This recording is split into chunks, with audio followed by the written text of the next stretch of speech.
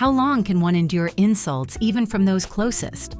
Sometimes the cup of patience overflows at the most inconvenient moment, and then the lesson that unwelcome guests will receive will be etched in their memories forever, even if it happens as the clock strikes midnight. Enjoy listening.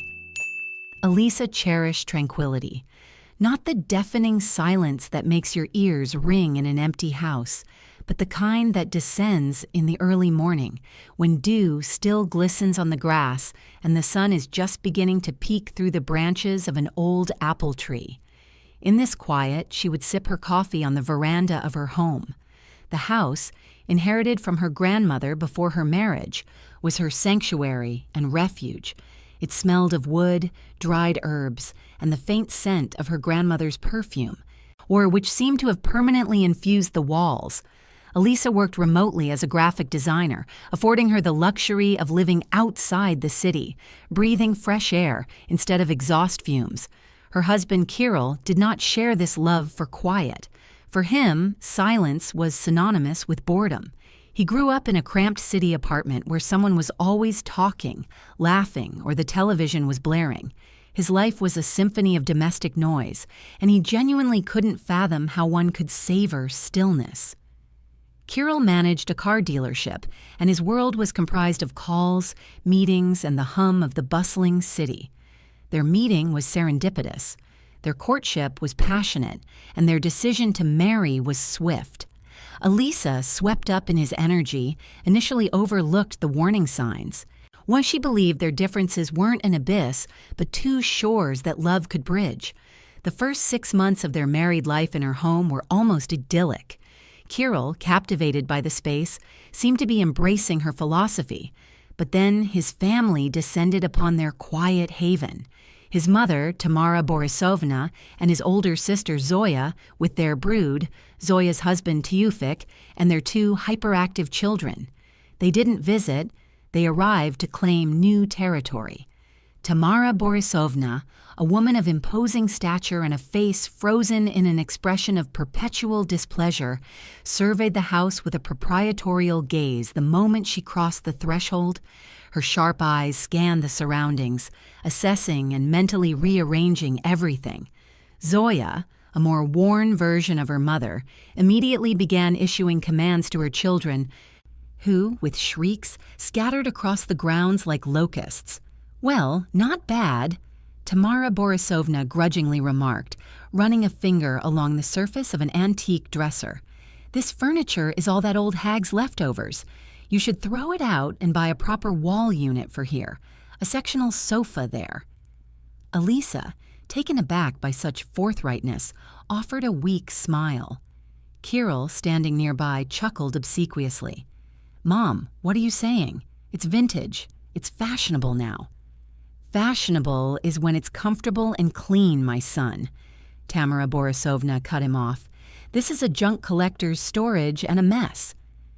From that day on, Elisa's house became a scarce resource for quiet. Every weekend, the Gavrilov family descended upon their cottage. They arrived unannounced. Now, with bags of groceries that were immediately unloaded into Elisa's refrigerator, and grilled shashlik on her manicured lawn, leaving scorched patches. Zoya's children romped through the flower beds, knocking off the heads of rare peonies that Elisa had so lovingly nurtured. Elisa tried to talk to Kirill. "Kirill, I can't take this anymore. This is my home. I want to relax on weekends, not cater to your family." Kirill winced as if experiencing a toothache. "Elisa, why are you starting this? This is my family. They just want to spend time with us. Mom is so happy that her son finally has a home, fresh air." "It's difficult," Elisa fumed. "Last time she dug up my lavender bushes because she thought a dill patch would be better there. But it was for a good cause," Kirill mumbled. "Fresh greens for the table for us. She didn't ask me." "This is my garden. I planted that lavender in memory of my grandmother." Kirill sighed heavily, embraced her, and uttered his signature phrase. "Just bear with it a little longer, my dear. They'll get used to it, and things will work out." But it only got worse. Tamara Borisovna and Zoya behaved in the house as if Elisa were not the owner, but the hired help. They left mountains of dirty dishes, scattered their belongings, and unceremoniously rummaged through closets. "Oh, Alisochka, what a lovely blouse. Let me try it on," Zoya shamelessly said, pulling a costly cashmere item from the closet. "Something like this would suit me." And she wore it all weekend, returning it with a sauce stain. The most painful part was that Kirill seemed oblivious to it all. When his mother criticized Elisa's cooking, calling it bland, he remained silent. When his sister made comments about her appearance, "You've gone a bit pale. You should spend more time outdoors, not sitting at the computer," he would change the subject. He was a buffer, not deflecting the blows, but merely absorbing them gently, allowing the conflict to smolder further.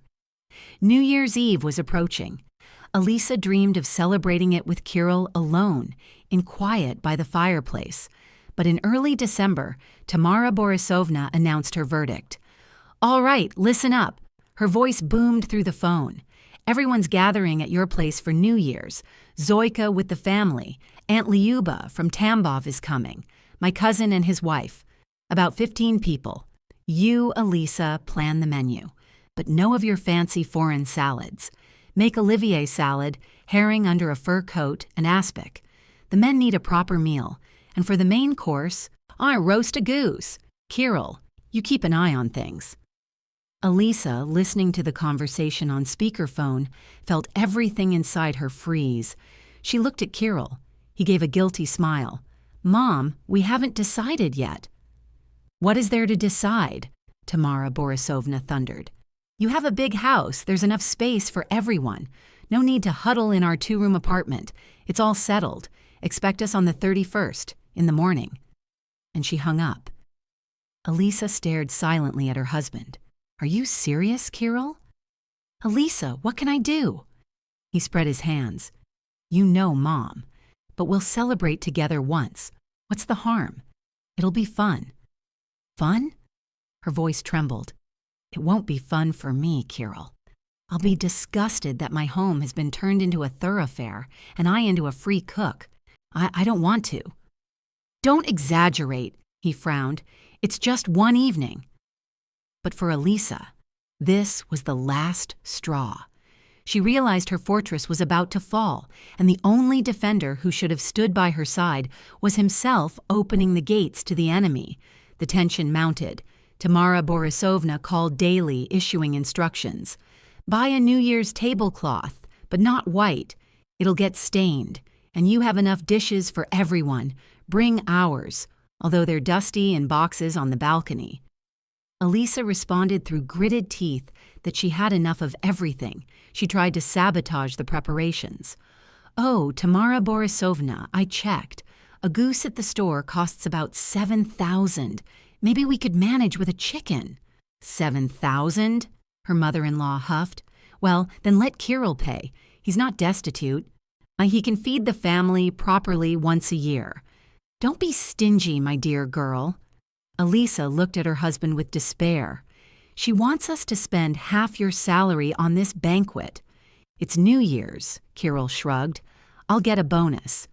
He did indeed receive a bonus, and almost all of it went towards purchasing groceries, according to Tamara Borisovna's list. Elisa walked through the supermarket with a cart, her hands trembling with anger.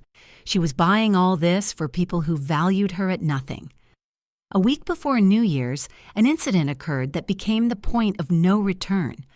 Returning home from the city one evening, Elisa found Tamara Borisovna and an unfamiliar man in work clothes in the yard. They were standing near her beloved rock garden, a composition of stones and rare plants that she had spent 3 years creating. "Ah, here's the hostess," Tamara Borisovna beamed. "And we're preparing a surprise. We decided to improve the barbecue area. You've been grilling shashlik on the grass like savages. Uncle Vitya will make it beautiful, pour a concrete pad, and install a permanent grill." Elisa looked at her rock garden. The stones had been moved aside, and the delicate edelweiss and saxifrage had been uprooted and thrown on the ground. "What? What have you done?" she whispered. "This is my rock garden." "What rock garden? Just a pile of stones," her mother-in-law dismissed. "But it will be useful. Imagine how convenient. No fear of rain, everything's civilized. I've already ordered bricks. You've destroyed my work." Elisa's voice rang with tears. "I collected these plants from all over the country. Do you understand what you've done?" Oh, aren't we sensitive?" Tamara Borisovna sneered. "She collected plants. She should have occupied herself with something more useful, like having children. Uncle Vitya, continue."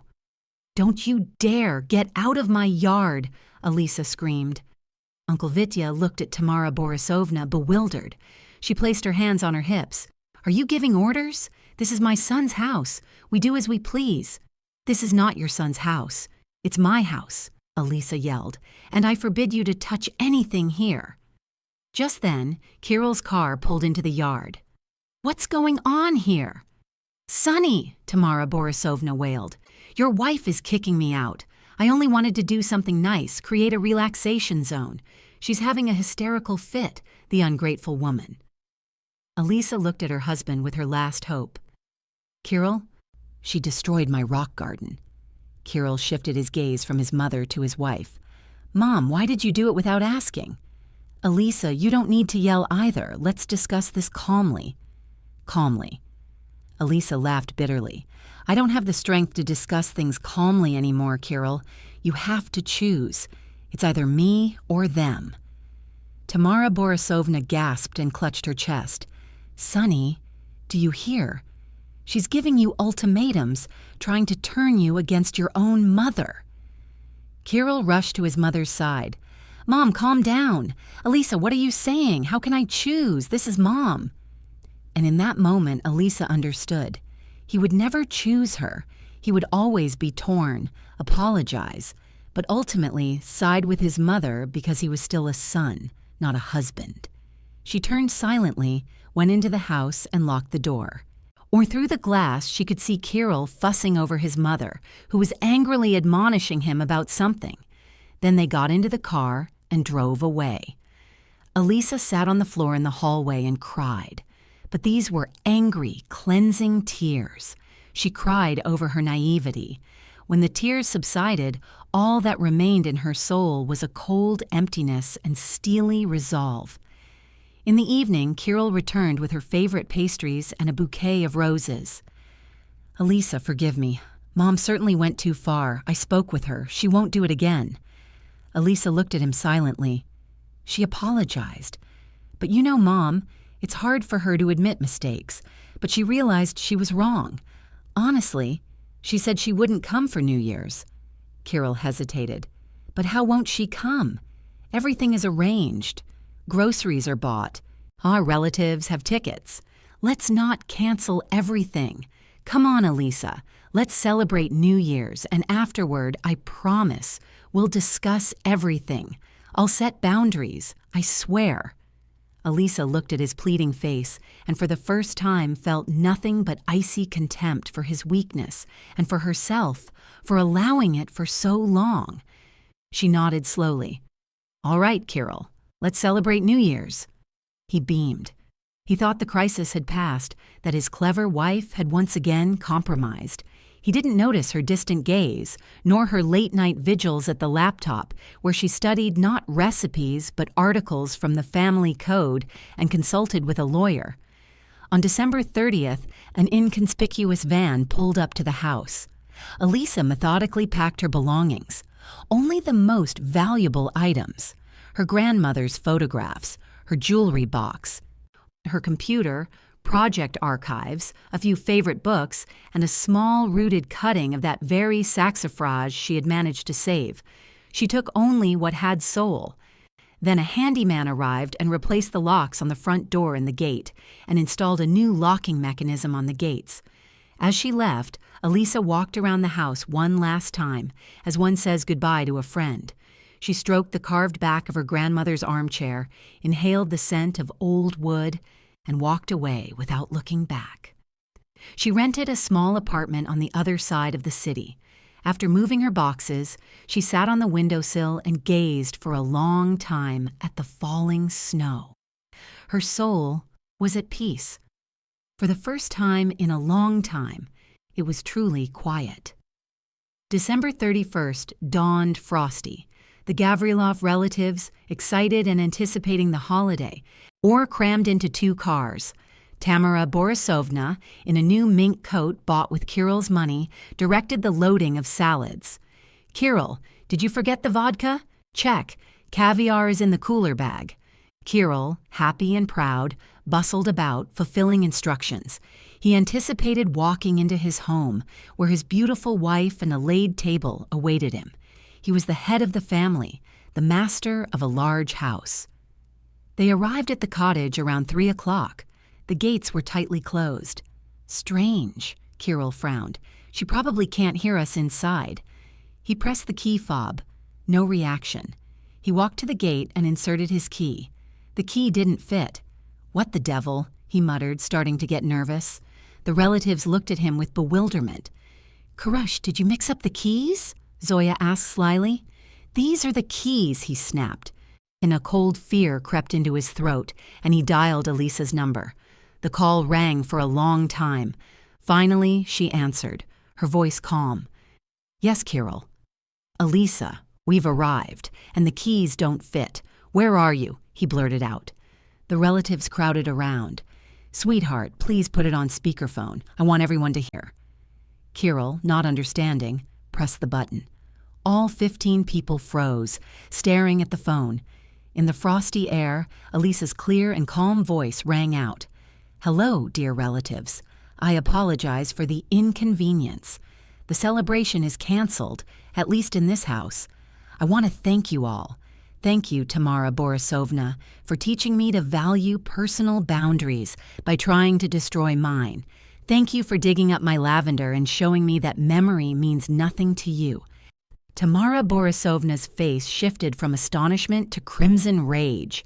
"What is she saying?" she hissed. "Thank you, Zoya," Elisa continued, "for teaching me not to lend things to people who don't value them. And to you, Kirill, thank you for the main lesson. You taught me that you can't build a bridge if no one is holding your hand on the other shore. You are a good son, but you never became a husband." She paused. "By the way, about the house. My lawyer is already preparing divorce documents, and since this house is my personal property, acquired by inheritance before our wedding, you have no claim to it, neither you nor your mother. So don't freeze out here. There's an excellent restaurant about 10 kilometers away. It's called Cozy. Perhaps they still have available tables. Happy New Year." The phone clicked, and the line went dead, and a ringing silence hung in the frosty air, broken only by the distant bark of a dog. Everyone stared at Kirill, whose face had transformed from proudly happy to ash gray. Tamara Borisovna opened and closed her mouth like a beached fish. The salads in the bags began to freeze. Elisa hung up the phone. In the small rented apartment, it was quiet, not the echoing emptiness of the abandoned house, but cozy and peaceful. It was her quiet. She made herself coffee, sat by the window, and for the first time in a long time, simply watched the falling snow. A new life lay ahead, and this quiet was its beginning.